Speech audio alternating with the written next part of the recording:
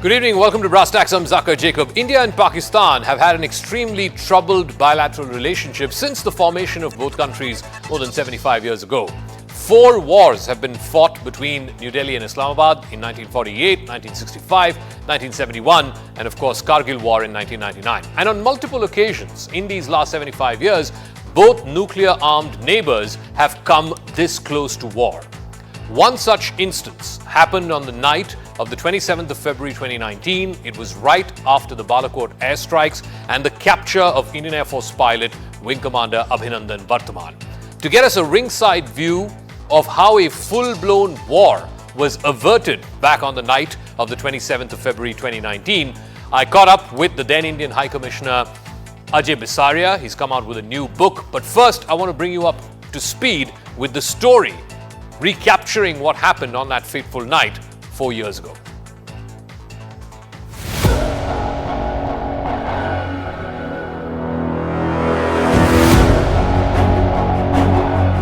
Prime Minister of Pakistan was then felt obliged to take a decision because the threat of force was very credible to return the pilot in order not to escalate the situation.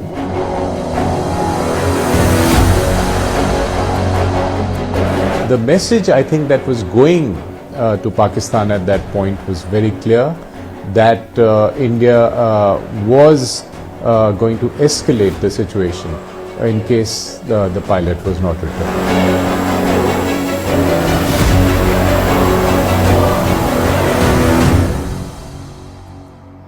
So here are some of the big takeaways from that interview. I'll be playing out that interview in just a moment. Number one, that Pakistan was worried after the Pulwama attack. Pulwama attack happened on 14th of February 2019.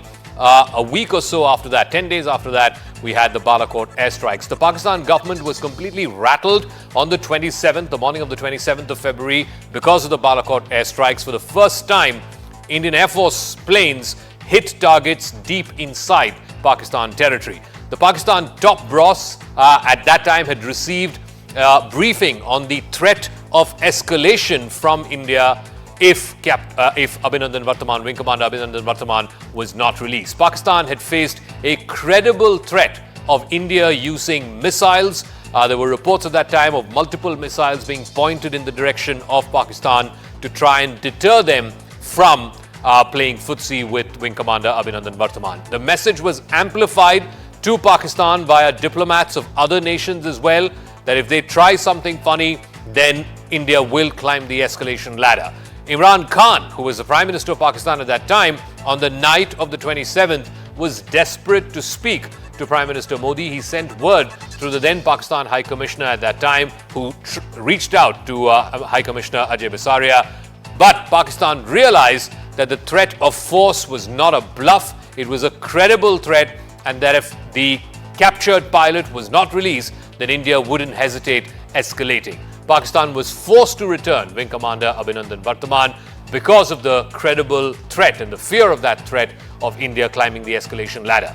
So Ajay Bisaria's contention in that book, and I'll be speaking to him in a moment, is that India's coercive diplomacy on the night of the 27th of February 2019 unnerved Pakistan. The use of force, or at least the threat of use of force, was successfully used to achieve the release of the pilot, Indian Air Force Wing Commander Abhinandan Varthaman. Now, I caught up with Indian High Commissioner Ajay Bisaria, who was there for a very tumultuous 2 years as India's High Commissioner in Islamabad. I caught up with him for this exclusive chat on the events, the tumultuous events that captured his time there.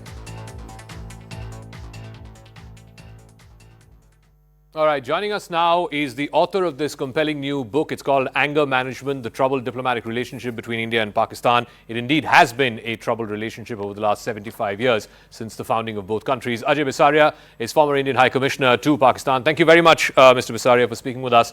I must say the most compelling part of your book is the final 2 chapters where you talk about your time in Pakistan. It was quite an eventful time.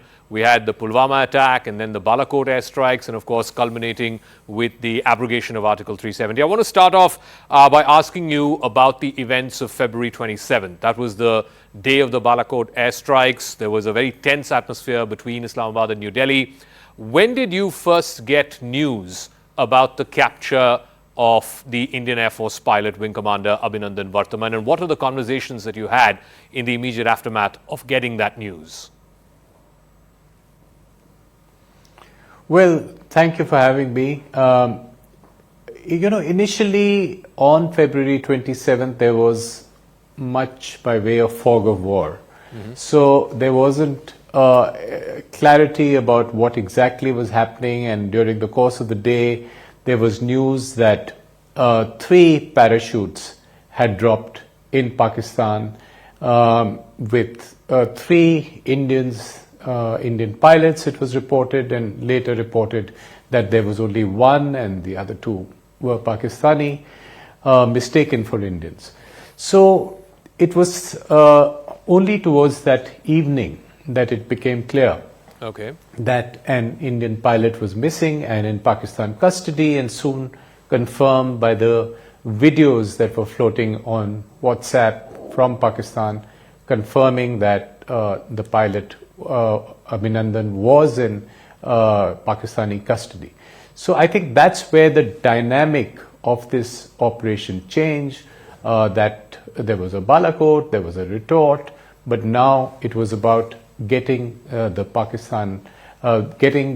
pilot back from Pakistan, who was really a prisoner of war, who should have been treated under the Geneva Protocols. So you also detail in the book, so on the evening of the 27th, the night of the 27th, which is a long night, both in Islamabad as well as in New Delhi, you got a call from your Pakistani counterpart seeking a phone call between the leadership in Pakistan and the leadership in India. What did you do when you got that message, and what did you tell the Indian leadership, and what is the message you got back from them? Well, I did receive that call towards midnight on the 27th. It had already been a long day. I was on the phone all day and in meetings. And at midnight, I get this call from my counterpart, the Pakistani High Commissioner to India, who was then in Islamabad, saying that Prime Minister Imran Khan wanted to speak to Prime Minister Modi. He didn't specify exactly about what. We both possibly guessed it. But I checked up, and I haven't disclosed with whom. I checked up and I got back to them and got back to him and said that, look, our Prime Minister is not available, but if you have any specific message, please feel free to pass it to me. I'll be happy to pass it on to my Prime Minister. I did not get a comeback on that call that night. So that is, we could only guess what the call was about because it didn't actually take place. But when did you get the sense that, obviously by then we had all known that there was an Indian pilot who was captured. When did you get the sense that the Indian leadership was willing to escalate this if something, God forbid, were to happen to Wing Commander Varthaman? Well, there were multiple conversations that had started in different capitals and in Delhi with different foreign diplomats making that point to them that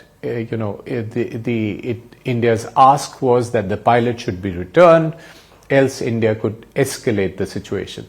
And that message was sent loud and clear across the world, and through multiple channels that I am not necessarily aware of, that message also went in to Pakistan.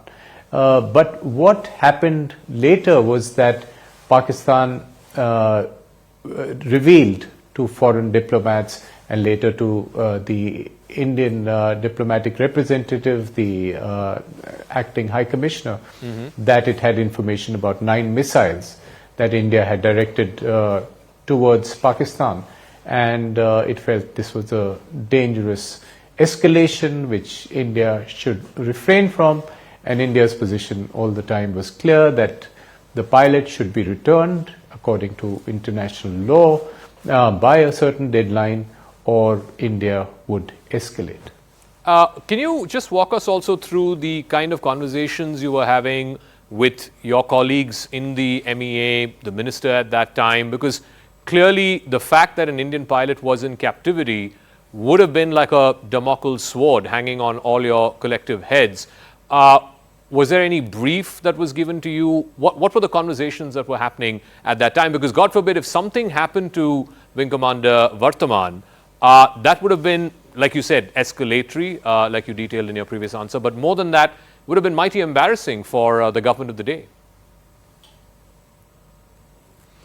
Well, there were conversations taking place at multiple levels, and my brief, of course, was to negotiate with Pakistan and get the pilot back, get him home.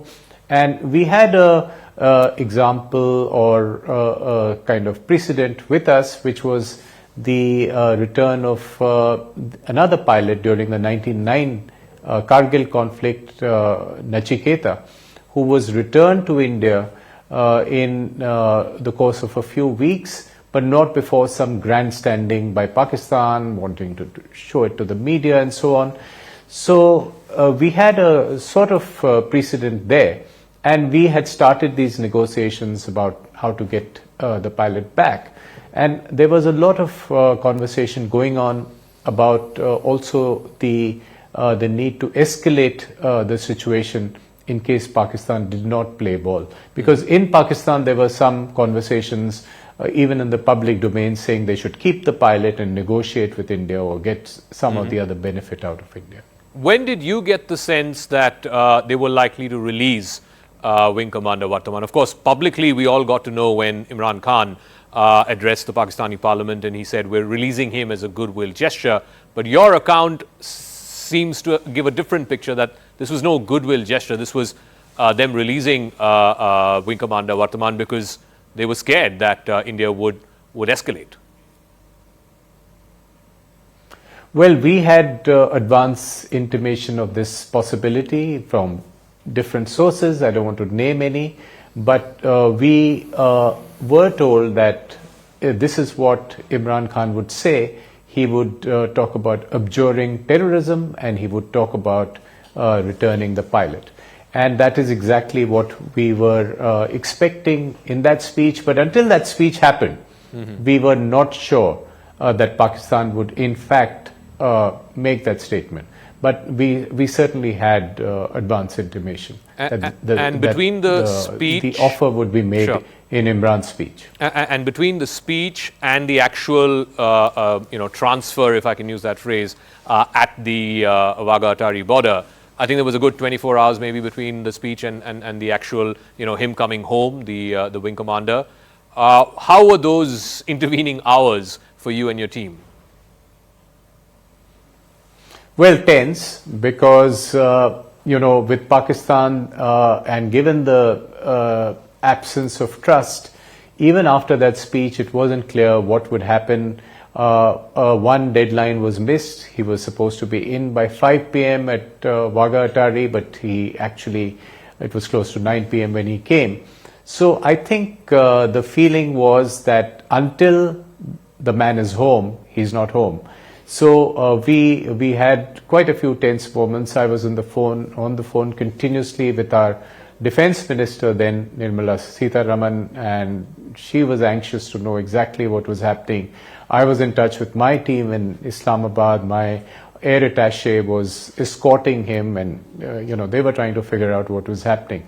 So I think it all ended well, but certainly it was a success of India's coercive diplomacy that helped us get that outcome. I also want to talk about something that you described which happened subsequent to that. I think it was in May or June of 2019, where you said that there was a message that was sent from the highest leadership, the military leadership of Pakistan, about an impending terror attack in Kashmir, which then turned out to be true and the attack got foiled.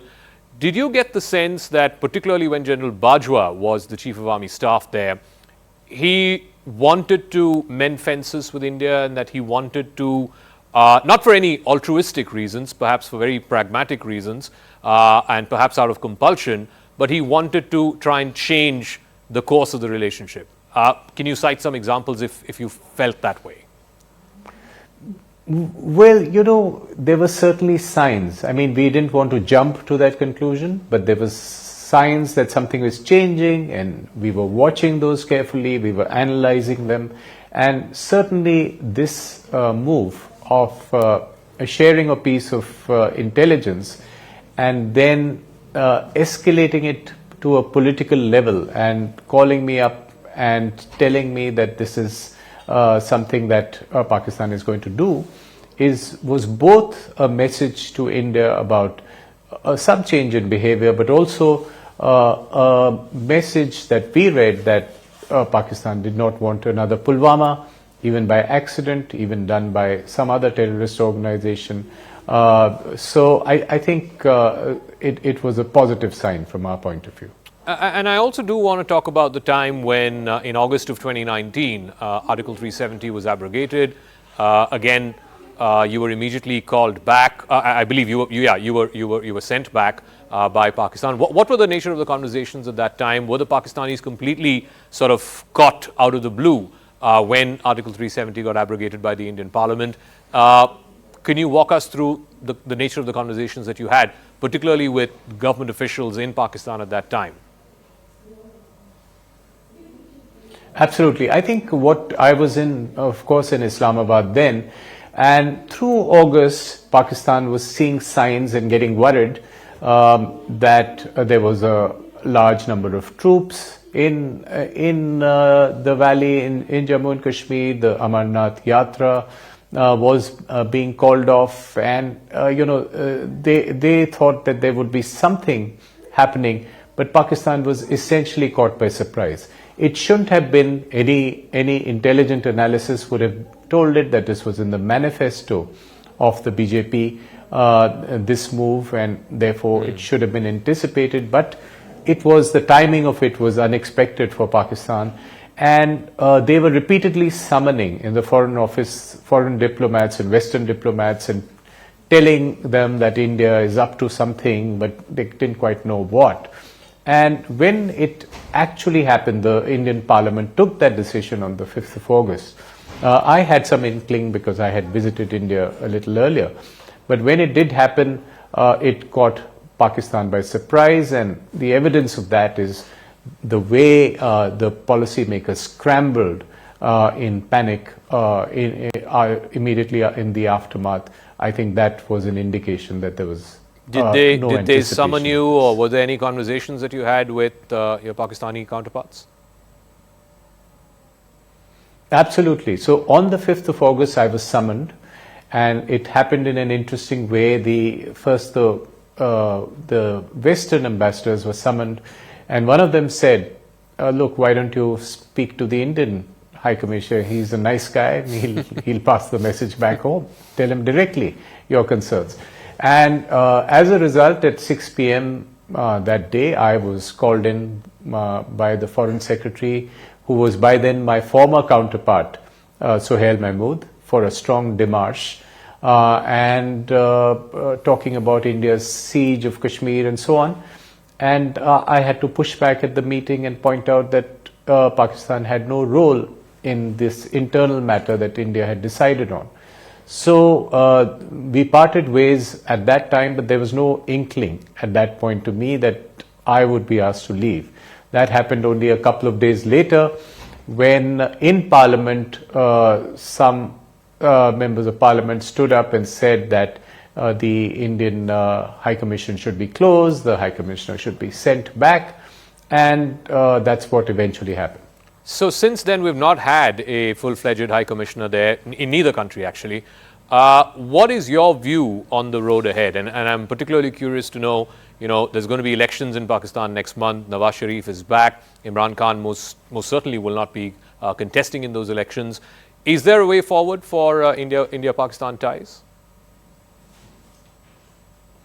Well, I would be cautiously optimistic about the scenario because in this snakes and ladders game of India-Pakistan relations, new elections in each country are definitely a ladder. The new elections mean a new government, some new thinking, and particularly if it is Nawaz Sharif who's in the mix, there could be some new thinking in Pakistan.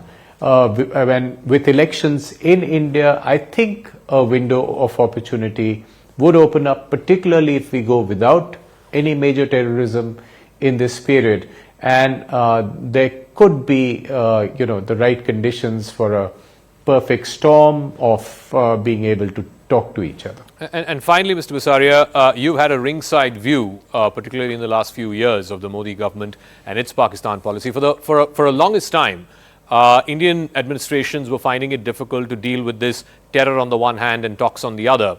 And different governments have tried different sort of formulations. But the Modi government took a very hard stand that, look, terror and talks are not going to go hand in hand. And the results of it seem to be paying off to the extent that, the number of major terror attacks in the last 10 years has been significantly less, let's say if you were to compare to any other previous 10-year period from the late 80s. How would you assess, because that was the biggest thorn in the flesh, that was the biggest problem, at least from New Delhi's point of view. Terrorism was the single biggest problem in this relationship. Everything else could be managed. How would you assess the Modi government's handling of its bilateral relationship with Pakistan? I think it's been a pragmatic and realistic sort of handling of the situation, and I think the terrorism conundrum has been with us for more than 3 decades. Correct. And we didn't really find the vocabulary and the instruments to deal with sub-conventional proxy warfare in a very persuasive way, which dissuaded Pakistan.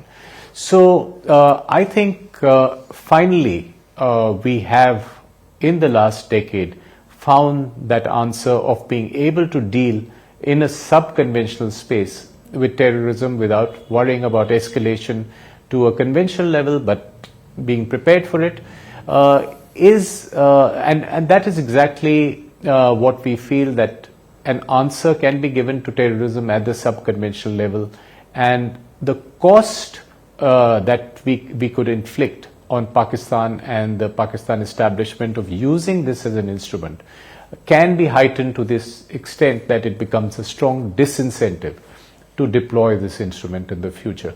So hopefully we will continue to move in that direction, and Pakistan will see the light of reason and will normalize itself, because it doesn't serve Pakistan's own long-term interests to be using this instrument. All right, Ajay Bisaria, once again, many congratulations on your new book. It is indeed a fascinating account of the troubled relationship between Islamabad and New Delhi. Thank you very much for joining us on CNN News 18.